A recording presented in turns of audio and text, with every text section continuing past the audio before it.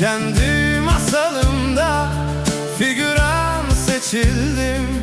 Vazgeçtim her şeyden, sessizce çekildim.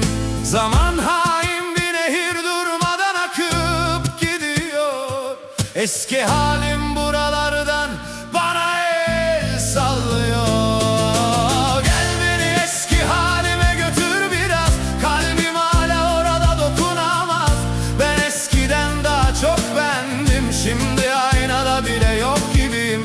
Duyuyor musun beni bu karanlıkta? Bir ışık ara, kayboldum aslında.